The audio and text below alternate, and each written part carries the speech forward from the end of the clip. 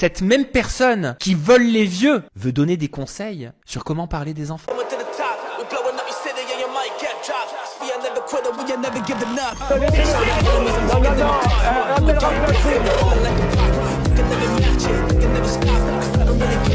Vous fumez, monsieur? Le football, il a changé. Oui, peut-être. Ouais, c'est Laurent de la Mousse, bienvenue aujourd'hui pour une nouvelle vidéo et j'espère que tout le monde va bien, messieurs, dames. On se retrouve pour la petite vidéo d'actu du milieu de la semaine. J'espère que cette semaine se passe bien pour vous. Juste pour vous dire que vendredi, il y aura une deuxième partie sur Patrick Bruel sur la chaîne principale, la chaîne Mousse. On va parler un petit peu des actualités. Avant de partir pour cette nouvelle vidéo, c'est le moment de soutenir la chaîne et moi-même en mettant votre plus gros pouce bleu, votre meilleur commentaire. N'oubliez pas de s'abonner et d'activer la cloche pour ne pas rater les prochaines vidéos. On fait de même sur la chaîne principale, la chaîne Mousse, où hier on a parlé d'offres investigation. Allez voir la vidéo, elle est un petit peu dure, mais honnêtement elle est très intéressante. Et vendredi, donc deuxième partie sur Patrick Bruel. On me rejoint sur Instagram, sur TikTok, sur Twitch pour ne pas rater les lives du dimanche soir à 21h30. On va chercher à boire à manger, on se met à l'aise. Et moi, je m'occupe du reste. Messieurs, dames, on va commencer avec le Festival de Cannes. Cette année, le Festival de Cannes, il est un petit peu animé. 600 professionnels du cinéma ont signé une pétition contre Bolloré.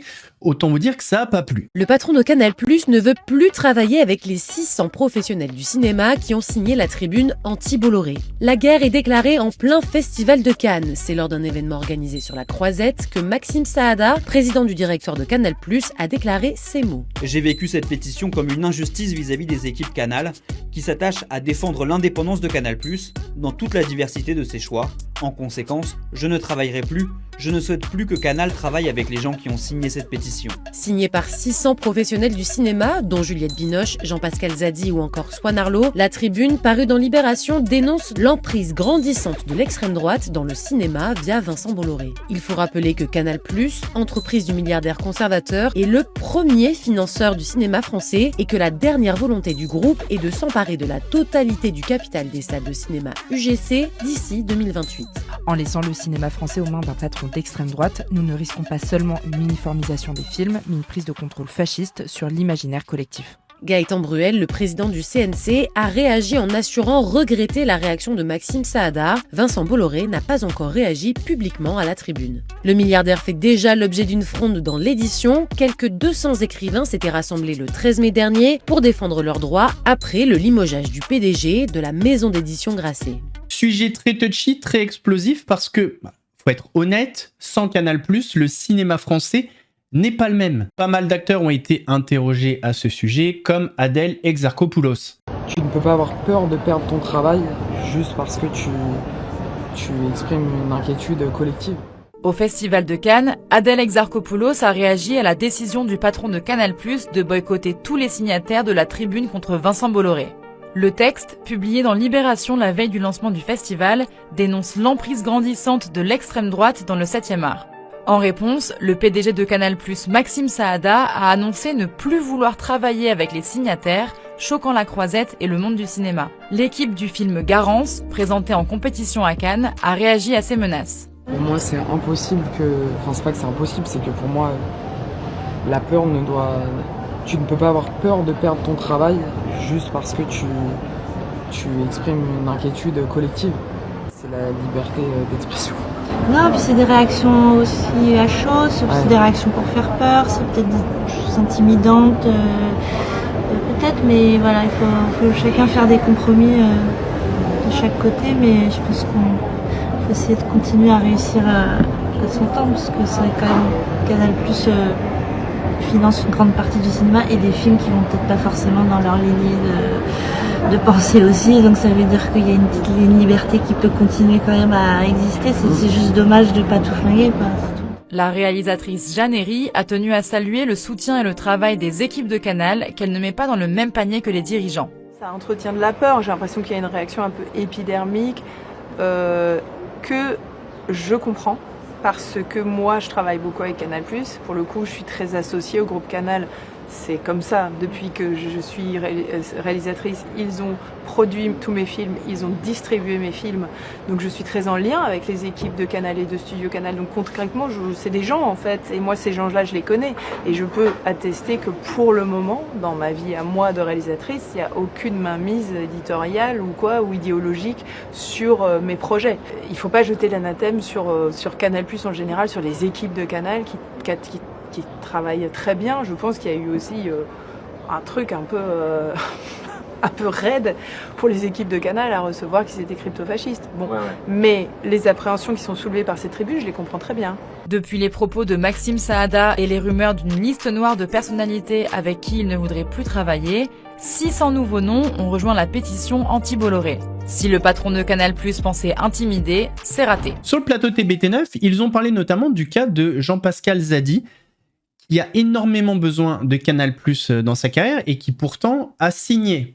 Mais il rétropédale. Dans cette tribune, il dénonce une influence trop importante de Vincent Bolloré, d'une menace idéologique, et il parle même de risque, je cite, de prise de contrôle fasciste sur l'imaginaire collectif. Et donc quand on sait ça, il s'est passé quelque chose d'assez dingue. Donc parmi les signataires, il y a ce fameux Jean-Pascal Zadi, que vous avez vu notamment dans L'Amour ouf récemment, et dans Tout simplement noir, qui sont deux films, je le précise, produits par le groupe Canal+. Et ils ont produit d'autres films avec lui, dont un film à 17 millions qui a fait très peu d'entrées.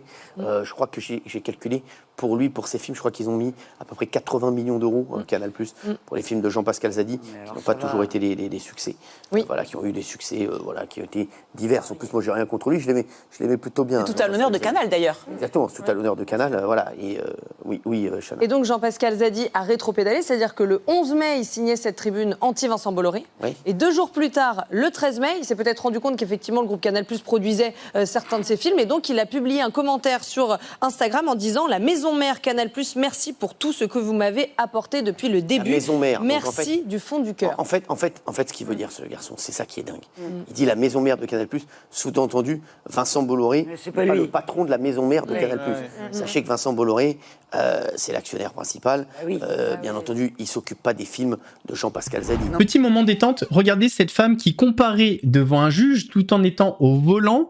Ça se voit qu'elle est au volant, mais elle va au bout de son mensonge. Peut-être la sœur à Kim Benotman. You cannot be driving, ma'am. What are you doing? Come on. I'm not driving. I'm a passenger in a car. You're still not, I'm not hearing cases with people driving or as passengers in cars. I'm sorry, I have an emergency. I'm going out of town for a family member, but I will have my driver pull over. Hang on 1 second. I'm sorry. I didn't know that I wasn't allowed to be in a car, but hang on 1 second. Am I crazy, or does it not look like you're driving that car? I'm not driving the car. I'm a passenger in the car, sir. What side of the car are you on? I'm on the left-hand side. How would you be on the left-hand side if you're a passenger in the front seat? Am I missing something? Right-hand side. I'm sorry, I've been sitting in a room. I didn't know.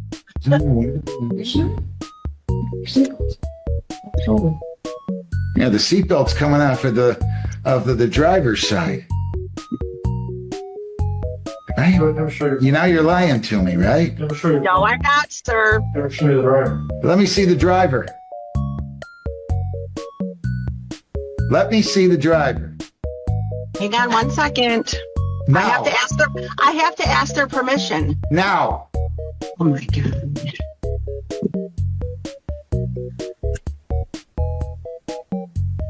Do you think I'm that stupid? I'm entering a default judgment. You lied to me. Judgment 1921-85. They put in their defendant was not available at the time and then was driving a car and telling the court she was not. I'm entering a default judgment. Have a great day. Thank you. Le tour des plateaux TV n'en finit plus pour Finizi, le chasseur de pédophiles. Il était sur le plateau d'RTL et il est également allé chez Quotidien. Si vous arrivez à piéger quelqu'un, est-ce qu'il est nécessaire de le diffuser ou est-ce que vous pouvez juste le donner à la police? C'est vrai, c'est vrai. Moi, personnellement, je fais ça en stream. Ouais. Donc des fois, flouter, je le fais pas, quoi. Enfin, je peux pas flouter en direct. Là, j'ai trouvé un petit logiciel pour flouter. Mais oui, moi, j'aime le stream, tout ça. C'est vrai que... Mais c'est une manière de les punir, c'est ça? Les punir, non. Les punir, non, mais j'ai pas envie de les protéger, en fait. J'ai pas envie de protéger leur anonymat. Mais vous comprenez que vous substituez à la justice en faisant ça? on aide. je me substitue pas. Hein. On aide littéralement les policiers, tout ça, à ouvrir des enquêtes. Parce qu'on parle d'entraver des enquêtes, mais il y en a, ils n'ont pas d'enquête. Il y en a, on les crée, les enquêtes, avec les preuves qu'on apporte. Et pourquoi vous le faites en direct? En direct, parce que déjà, je me sens moins seul quand je les chasse. Il y a beaucoup plus d'énergie, il y a beaucoup plus d'envie, en fait. Je sais pas comment expliquer, mais je me sens mieux quand je le fais en direct, personnellement. Vous faites de l'audience. C'est ça, mais c'est pas le but principal. Hein. Est-ce que vous les sentez de plus en plus méfiants sur ces forums-là, parce que des personnes comme vous, des brigades existent sur les réseaux sociaux? Est-ce que vous les sentez plus méfiants ou pas du tout? Ils agissent là, comme il y a l'anonymat, ils se sentent invincibles et tout. Là, je pense qu'ils vont commencer à avoir peur, j'espère. J'espère que la peur va changer de camp. C'est le but, hein. Vraiment que le but, c'est que la peur change de camp. Et un jour, on y arrivera. Sur le plateau de TBT9, ils ont parlé de cette interview. Certains chroniqueurs n'ont pas apprécié la tournure de celle-ci, mais ça a ouvert un débat autour de l'action de ce streamer. Ils ont posé des questions qui étaient légitimes. Bah oui. Il fallait lui poser ces questions. On ne peut pas le laisser aller sur un plateau et le laisser dérouler. C'est le but de l'interview. C'est pas simplement un robinet d'eau tiède. On ne peut pas lui dire « Formidable monsieur, vous traquez des pédophiles ». On peut aussi lui dire « Formidable monsieur », mais ça pose des questions. Vous avez entendu Formidable monsieur dans l'extrait qu'on a vu? Non mais c'est ce que... voilà. Ils ont dû lui dire s'ils l'ont invité. Mais oui, pas pour lui dire on n'aime pas ta gueule. Exactement. Ils ont posé des questions qui me semblent moi légitimes parce que de toute façon, effectivement, moi je viens d'écrire un livre justement où je suis allée voir la brigade des mineurs. La brigade des mineurs de Paris me dit que ça pose des questions ces démarches-là parce que par exemple, y compris quand tu débusques quelqu'un, eh bien ça peut parfois ne pas tomber sous le coup de la loi parce que tu l'as fait pas dans les règles. Donc c'est des questions qui sont légitimes de poser. C'est un vrai sujet important. Mais merci. Non, et puis surtout, Gilles, pardon. Non, on va pas faire les deux. Hein. Non, mais je voulais juste poser une question à Gilles parce qu'il n'est pas très cohérent. Parce que quand tu dis que, par exemple, les commerçants montrent les visages des voleurs et qu'ils ne sont pas dans la loi, et là, tu te scandalises. Donc là, tu trouves que c'est un bon travail qu'il fait? Enfin, je comprends pas. Ah oui, moi je le critique pas. Excusez-moi, Géraldine. Non, alors attendez, excusez-moi. Mais il traque des pédocriminels. Il traque des pédocriminels. Donc, non, mais attendez, il traque des pédocriminels. Ces gens doivent aller en prison. Donc s'il peut aider la police. Mais après, il va vers la police, il l'explique d'ailleurs. Et bien c'est pareil pour les voleurs. Mais non, parce qu'entre voler une tablette de chocolat et être pédocriminel, c'est pas la même chose.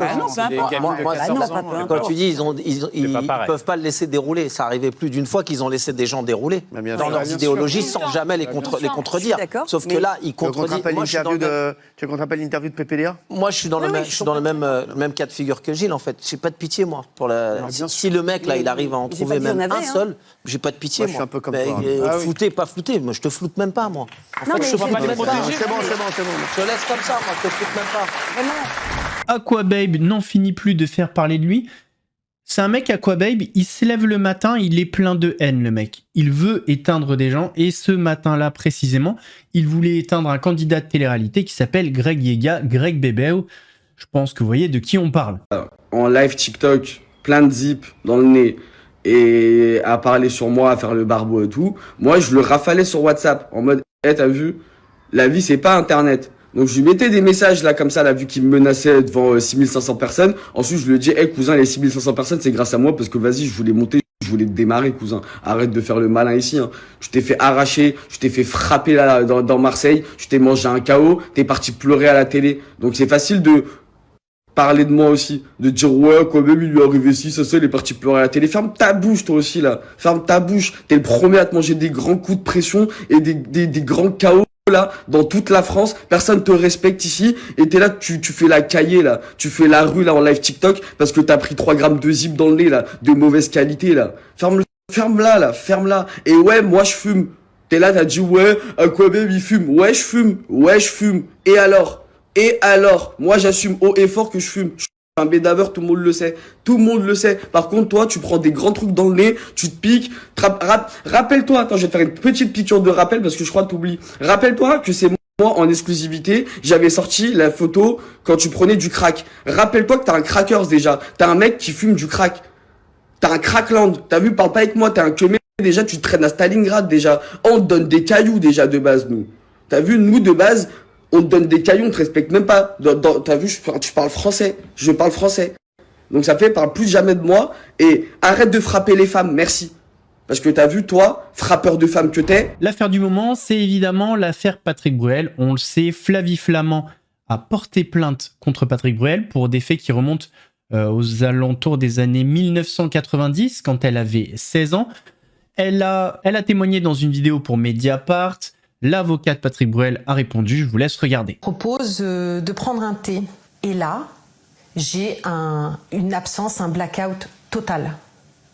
Les choses s'arrêtent pour moi. En revanche, j'ai un souvenir extrêmement précis du moment où je sors de cet état, où j'ouvre les yeux, et là je le vois, on est sur son lit, et il est en train de me remettre mon pantalon. Et ma pensée est extrêmement puissante, enfin, elle est d'une vivacité effarante. En revanche, mon corps ne répond pas. Au fond de moi, à ce moment-là, je suis un objet. Et là, il voit que je suis réveillée, et il me dit « Bon allez, viens, je te ramène ». Que répond mon client? Il répond que c'est totalement faux, que jamais il ne lui a demandé ou fait prendre un quelconque produit, une quelconque drogue. Jamais il ne lui a imposé quoi que ce soit, ni rapport sexuel, ni rien d'autre. Et donc la scène qu'elle vient de décrire, c'est une scène qui n'a pas eu lieu. Ce que vous reconnaissez, c'est qu'il y a eu un rapport sexuel en 91, quand Flavie Flament avait 16 ans et Patrick Bruel 31 ans. Alors, il y a eu un début de relation, une relation épisodique qui s'est étalée sur les années. Épisodique, c'est-à-dire ça veut dire quoi, épisodique? C'est-à-dire que tous les 2-3 ans, il leur arrivait de se voir et puis d'avoir un moment ensemble. Voilà ce que c'est une relation épisodique, mais en soi, ça n'a rien de un grave. Moment ensemble, on a besoin que ce soit plus précis. C'était nos relations. Ce qui est sûr, c'est que je comprends que la différence d'âge aujourd'hui puisse interroger. On était quand même, c'est ce que dit mon client, dans un rapport de séduction des deux côtés et dans une relation qui était consentie. Il y a une enquête qui va être ouverte, diligentée. On va savoir pourquoi, 35 ans après les faits, on a soudainement ces révélations. Elle dit « J'ai vu Patrick Bruel une fois, lorsque j'ai fait sa connaissance, une fois dans son appartement rue de Jussieu, c'est là qu'elle l'accuse de l'avoir violé. Le nombre de fois où j'ai été contrainte de le recevoir dans mes émissions. Ensuite, elle dit, je suis formelle, je n'ai jamais entretenu une relation, quelle qu'elle soit, avec Patrick Bruel. Est-ce que vous avez des preuves du contraire? Sur les témoignages, ce sera à la justice de les recueillir, notamment sur les émissions de télévision. Contrainte de le recevoir dans les émissions de télévision, c'est une plaisanterie. Pourquoi? Regardez sur YouTube ou sur Dailymotion les émissions, il y a une proximité, une chaleur entre les deux qui ne démontre en rien qu'il y ait eu la moindre contrainte. Il y a une productrice qui s'exprime auprès de Mediapart, donc une des productrices de l'époque, et qui dit en effet que Flavie Flament ne voulait pas le recevoir. Et il y en a une autre qui s'est exprimée sur RTL qui dit exactement le contraire. Donc vous voyez, quand je vous dis que les témoignages vont être importants, ça va vraiment jouer un rôle très important. Ils se sont retrouvés en vacances ensemble, ils ont passé un long moment ensemble tous les deux, aux Seychelles si je me trompe pas.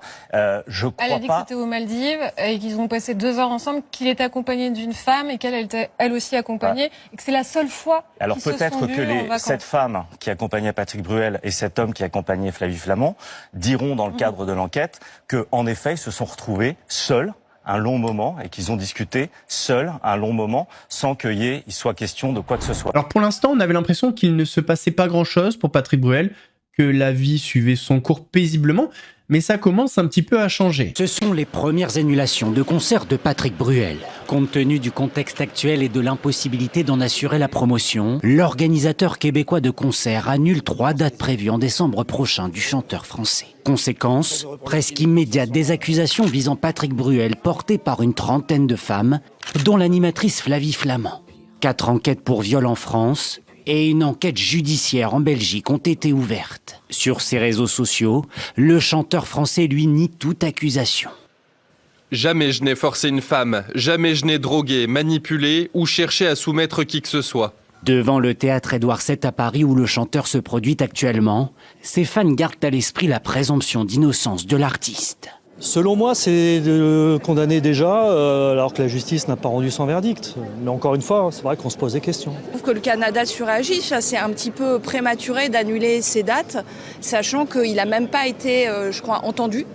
Voilà, donc on est très loin d'une décision de justice pour l'instant. Patrick Bruel doit lancer sa tournée le 16 juin prochain avec des dates prévues partout en France, en Suisse et en Belgique, mais également à Montréal fin novembre, concerts qui pour l'heure sont toujours maintenus. On va terminer avec un petit clash entre Sam Zira et Magali Berda. On le sait, les deux sont en guerre, il y a des procédures en cours. Il y a même eu des saisies chez Magali Berda avec des huissiers parce qu'elle ne payait pas ce qu'elle devait à Sam Zira. Et là, apparemment, dans une story visée, elle aurait traité Sam de démon. Il a répondu en live et il était en pétard. Cette même personne qui vole les vieux veut donner des conseils sur comment parler des enfants. Tout le monde connaît le vrai visage. Il faut savoir qu'avant, il y avait la story de Camilla et Noré. Donc, elle parle de moi. Dans le milieu, tout le monde le sait, tout le monde connaît le vrai visage de certains qui passent leur journée à jouer du cinéma pour se faire passer pour des saints.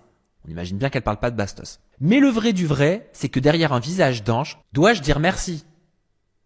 Je n'avais pas un visage bébé Pampers quand j'étais gamin, en ai-je un aujourd'hui ? Mais le vrai du vrai, c'est que derrière un visage d'ange et de bons principes se cachent de véritables démons. Si vous saviez à quel point, si vous saviez la vérité. Alors ça, c'est une technique de communication où je dis quelque chose mais je dis rien. Je dis quelque chose mais ça n'a rien à voir et je dis quelque chose mais je dis véritablement rien. Je dis que je parle mais je parle pas. Touche pas aux enfants. On ne critique pas un enfant. Donc là, on voit bien à quel point elle se sert de cette hystérie et emballement médiatique et de ce détournement de mes propos. Donc soit elle a pas regardé, soit elle fait exprès. Je pense qu'elle fait exprès. Donc touche pas aux enfants. Donc ça lui permet de me faire passer pour une personne qui critique le physique d'enfant, chose que vous avez vue depuis le début, je n'ai jamais faite, même si ma phrase bébé Pampers peut et pu paraître comme étant maladroite, avec un manque d'explication peut-être, ou juste une maladresse de ma part. On ne critique pas un enfant, elle poursuit. Mais je n'ai pas critiqué un enfant. Ce petit Kinan, je l'ai vu naître. Il respire la beauté avec son sourire de tombeur, une éducation incroyable. Un petit King, il est petit, et vous les grands, vous lui arrivez pas à la cheville, à ce petit prince. What ? J'ai pas compris le sens du propos, j'ai pas compris la profondeur du propos. Voilà. Donc, intervention qui sert à rien. Voilà. Aussi professionnel que les placements de produits qu'elle nous a fait quand elle a industrialisé le placement de produits et que les gens ne recevaient pas leurs colis. Et plutôt que de faire des stories pour se servir d'un emballement médiatique et pour foutre une balle dans la gueule de Sam Zira une fois de plus, j'ai envie de dire, qu'elle paye les gens à qui elle doit de l'argent. Il y a encore beaucoup de personnes qui réclament leur argent depuis que la société a été mise en liquidation judiciaire, je sais pas quoi. Elle a continué de faire des placements publicitaires. Moi, je parle encore. Et encore une fois, tout ce que je dis, j'ai les éléments. Donc, il n'y a pas de souci. J'ai les éléments. Depuis la liquidation judiciaire, donc depuis les problèmes, il y a eu des contrats qui ont continué d'être faits, des promesses qui ont été continuées d'être faites. Il y a plein de candidats de télé-réalité, d'influenceurs et de marques, aujourd'hui, qui ont des problèmes, qui réclament leur argent, qui n'ont pas eu ce qu'ils ont payé. Donc, ça continue. Et ça continue encore et encore. Je ne sais plus qui disait ça. Et parler de principe, parler d'honnêteté, de visage d'ange, venant d'un démon, pour reprendre ces termes, qui a escroqué une personne âgée de 97 ans, qui avait Alzheimer, affaiblie par la maladie, qui lui a soutiré de l'argent, qui a été condamné pour ça, avec une inéligibilité de gérer une société pendant plus de 5 ans, cette même personne qui vole les vieux veut donner des conseils sur comment parler des enfants. Messieurs, dames, on arrive à la fin de cette vidéo. J'espère qu'elle vous a plu. Si c'est le cas, votre plus gros pouce bleu, votre meilleur commentaire. On n'oublie pas de s'abonner et d'activer la cloche pour pas rater les prochaines vidéos. On fait le même sur la chaîne principale, la chaîne Mousse, où vendredi, vous avez une deuxième partie sur Patrick Bruel. On bouge sur Instagram, sur TikTok, sur Twitch pour pas rater les lives du dimanche soir à 21h30. On va chercher... Ben non, on va pas chercher à boire à manger. La vidéo, elle est terminée. Nous, on se donne rendez-vous demain pour une nouvelle vidéo actu. En attendant, prenez soin de vous. L'Ordre de la Mousse vous salue.